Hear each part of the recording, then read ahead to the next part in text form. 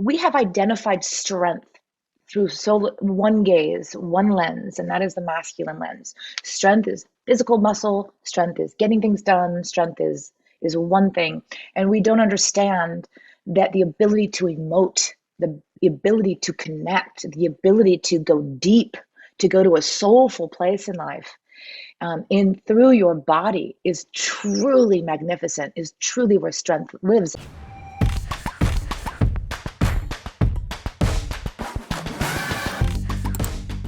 Hi, everyone. Welcome to a really unique episode of the Mindvalley podcast. Our guest today is Sheila Kelley.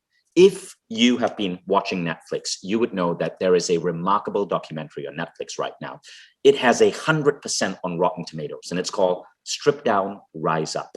And it's a beautiful, touching documentary about how women of all body shapes, of all ages, are embracing pole dancing as a way to discover themselves.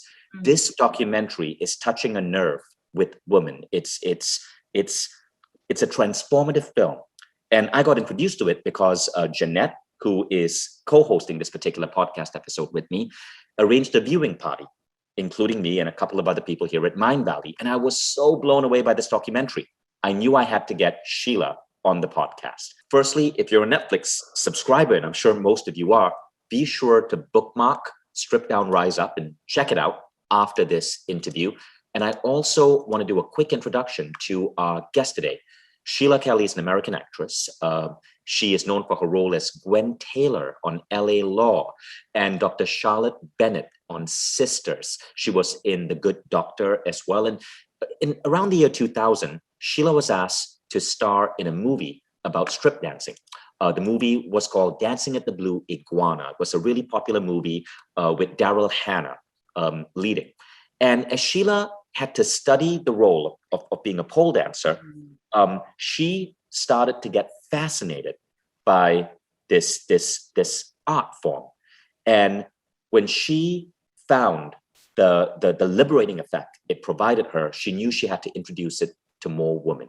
And today, Sheila has founded an organization called S Factor, where she introduces thousands of women to the beauty and the transformational act of movement and dance. So Sheila, welcome to the Mindvalley podcast. Thank you, Vishen. That was a beautiful intro. I appreciate that. You know, I want to acknowledge you, Sheila, because recently we had you speak at Mindvalley's Hollow Body seminar, and you blew the audience away. Our event, Hollow Body, was for those of you who were not there, it was a 2-day intensive on all aspects of body, health, and mind over body. And Sheila was a highlight. People wrote to us talking about how it was liberating to go through Sheila's lesson.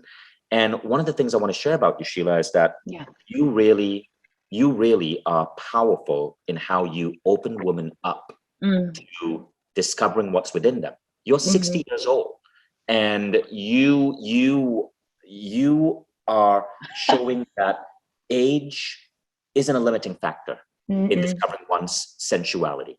No, absolutely not. In fact, I think that I don't believe that age is a timer that runs out. I actually believe that the older you get, the richer you get, the more profound you get, the more wise you get. Like a redwood tree, you know, a redwood just gets more magnificent as you get older. When you age in the correct way, when you age in, when you mature as into the integrity of your own body. If you try and work against your body, I think you break your body down.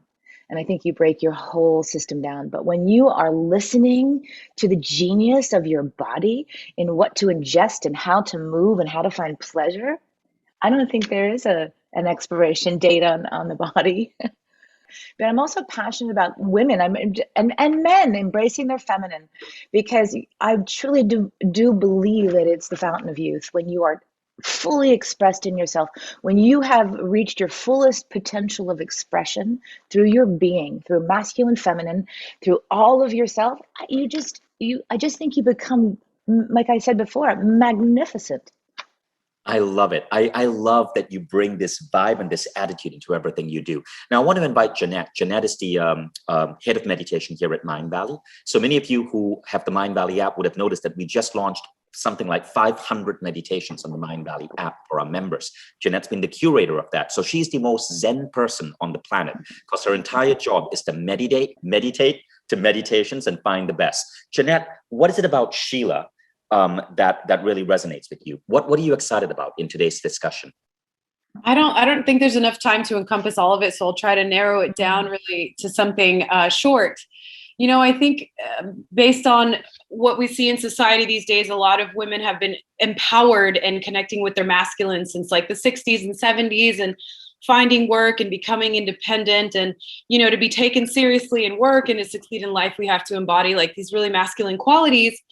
And so in this, somehow along the way, several of us may have lost touch with our feminine side to a point where maybe it's almost become a little bit embarrassing to be feminine. You know, oh, you throw like a girl, or, you know, things like that. Just anything associated with women or femininity is weakness and something negative. And so women have just been like, I'm tough, I hang out with guys and all these things. And so what I love about Sheila Kelley's documentary, Strip Down, Rise Up, and just her overall message is that not only is there nothing to be ashamed of to connect with your feminine side, but we must connect with our true nature and our true essence. And it's okay to embody the masculine when we need to, but it's important to connect with our feminine and express ourselves. And it's nothing to be ashamed of. It's beautiful. It's perfect. So I'll just stop there because I could keep going. Thank you, Jeanette. And that is the topic of today's conversation. We're going to be talking about feminine and erotic movement. Sheila, on. That's my favorite thing. I can talk about it all day long. It's powerful and it's beautiful. And the feminine is something that, and Jeanette, thank you for that. That was really beautifully said, because the feminine in all of us, and when I did the hollow body, for example, I had talked to Ronan and I said, you know, in a private conversation with him, I said, Ronan, don't take this in a bad way, because I know a lot of men kind of go, but I said, you have such a strong feminine energy. And that's why I signed up for 10X. And actually, Vishen, so do you. And I say that with an incredible compliment, because you guys you stand in your masculinity with so much confidence that you're not intimidated by the more feminine qualities of yourself, and to be able to balance the feminine qualities. And so it was one of the reasons why I really loved Mind Valley and why I loved 10X, because he came at it from a more intuitive place than more of a like kill yourself and break your body down place, which is something I've done all my life, right? So I've learned from mistakes. But feminine energy, feminine movement, I focus on what I call the 5 feminine superpowers, or the 5 feminine geniuses. And that starts with the first thing I want to do is I want to introduce you, whether I don't care how you identify gender-wise, but I want to introduce you to your curve of movement instead of your linear movement. You know, we've spent our entire lives doing linear movement. I did.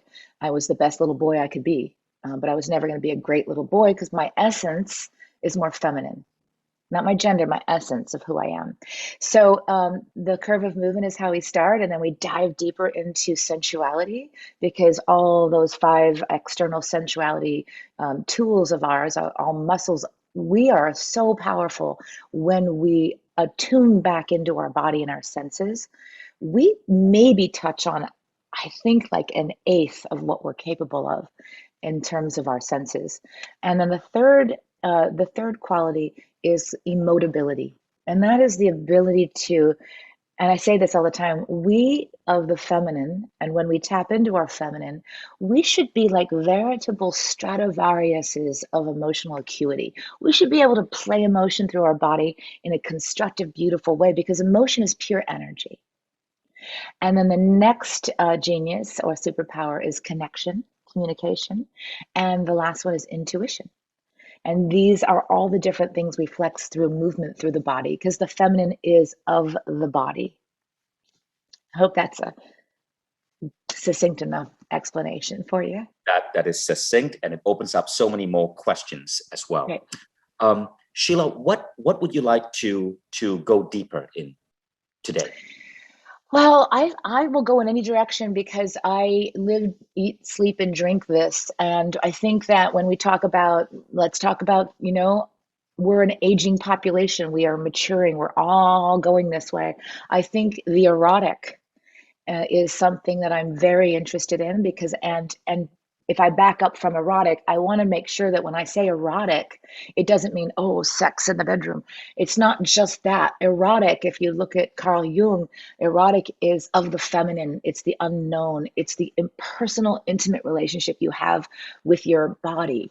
And your body, by definition, whether you're identify on the masculine, feminine spectrum, you are an erotic creature. We're put on this planet to procreate. We're put on this planet to find pleasure in our body. So I believe that that's a topic I truly do love and I'm passionate about, is helping free people to really experience the enormous amount of pleasure that is able to be found through the body, through movement on your own, not necessarily in relationship. So what's that first step? The first step is killing fear, Vishen. I have been teaching this 20 years, and every single time I teach a new group of women, there's so much fear in the room. And I think that fear is, I often tell women now, I use the analogy of being on a heroic journey, or, the quest for the grail, and the grail is your body. And you have to slay the dragons and the demons to get to freedom of a place of accessing all of yourself. Because I'll quote someone I really respect, bullshit rules are what's killing the body. It kills the spirit. It hushes the spirit. It quiets the spirit. It quiets the body. It quiets our expression, and it quiets our access to pleasure and sensuality and emotion. I mean, Jeanette, to your point, how many times have you heard the thing, "Oh, don't cry, that's weak. Don't cry like a girl"? I mean, we mock and we degrade these qualities of the feminine, and it's a shame, because all of us on the whole planet could truly grow and live richer lives when we have both a balance of masculine and feminine.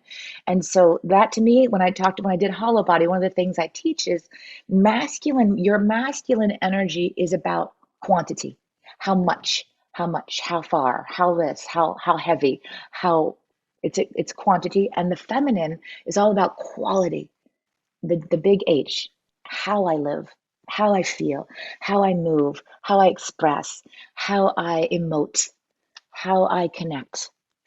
Being considered emotional, especially in a corporate environment, is one of the worst things, right? If you lose your crap and you end up crying, all of a sudden, your whole credibility can be out the window. So how are women to be in touch with their femininity and their true essence in a masculine environment, such as an office space where you're maybe in charge of other people, you're over men, that work under you, and you want to be taken seriously, but you also want to be true to your femininity? Where's the balance there? If you look at Hollywood movies, every time you have a man playing a woman's role, every time you have a man playing the mom, Mr. Mom, or anytime you have a man that connects emotionally, we all go, "Oh, we love him. He has humanity." But when it's women in our lives that emote or have emotion or have freedom in their bodies, we think they're weak, or we think they're hysterical, which is where that word has come from. And we feel, they're not as strong as we are. We have identified strength through one gaze, one lens, and that is the masculine lens. Strength is physical muscle. Strength is getting things done. Strength is one thing. And we don't understand that the ability to emote, the ability to connect, the ability to go deep, to go to a soulful place in life. I think there's two things you can do. Emotion can come into a destructive place, or it can come into a constructive place. And when you allow an emotion to come into a constructive place, and that's what we should be so good at, moving emotion. Emotion is an electrical impulse that happens in the body from an external stimuli, right? So when that happens, we should be so attuned to our body that we can move that energy to a constructive place, right? So if I get emotional at work, I get angry, instead of screaming at somebody, I'm gonna take that energy and I'm gonna write the best report I can write, with that fire, with that energy, with that through my body. I might do some hip circles and my desk and write it, and I might snap the keys hard. I might go play piano. I might go play a sport. I might go, you use emotional energy, the darker emotional energy in your life to constructively move yourself forward. I believe that I built S Factor, the company that I have, through what I call dangerous challenger energy, which is anger. Through it's a beautiful anger. It's a fiery, sensual, erotic anger. So I think it's rewriting how we interpret emotional energy and how we express it. So in what ways do you see women sometimes being over feminine that could possibly be detrimental? I think that you should learn to carry things up your staircase with a lot of slowness and sensuality. I think you should do it how you do it. And so it's a mindset we have. We have this mindset that I have to get this done in this particular amount of time. And I think I'm going to keep going back to this. I think it's breaking us down. I think it's breaking our body down. I think it breaks our spirit down. I think it's, if you were to carry your potted plant up your 94 stairs and you gave yourself an hour to get up there, and every step you undulated your spine and you kind of did a hair flip and you like felt sexy and sassy. There she goes. And you felt sexy and alive and you touched your body. You let your hands come up and down your curves. If you enjoyed that moment, then you would be dancing between masculine and feminine. And that is what I teach. I teach, how do I dance between the two energies? Every moment of my life, I'm dancing those two energies together. Even when I'm in my relationship in a lovemaking session with my husband, sometimes I'm more of a masculine energy, sometimes he is. So we move back and forth. My essence, I'm clear, is more feminine. I identify more feminine. He identifies more masculine, but he's not afraid of his feminine, and I'm not afraid of my masculine. But it's something you've got to flex. This is not something the world teaches you. A young girl comes into the world, we birth these beautiful babies, and immediately we tell that little girl to don't, because we want to protect her, right? But when we do that, what we do is we shame her inadvertently, right? So you've got this little boy that was saying, yes, throw harder, do it faster, blah, blah, blah. You give him his masculine tools, and then you tell a little girl, here, do those masculine tools, but don't do the feminine. So we're immediately starting the feminine off with negativity, right? So then little girls' bodies start to change around 12, 13 years old. These little breasts bud and their little hips and the pubic hair. And what do? We do not enforce or help or arm these young women with knowledge about how this new shape is moving, how this new shape feels. It's so unfair. So unfair.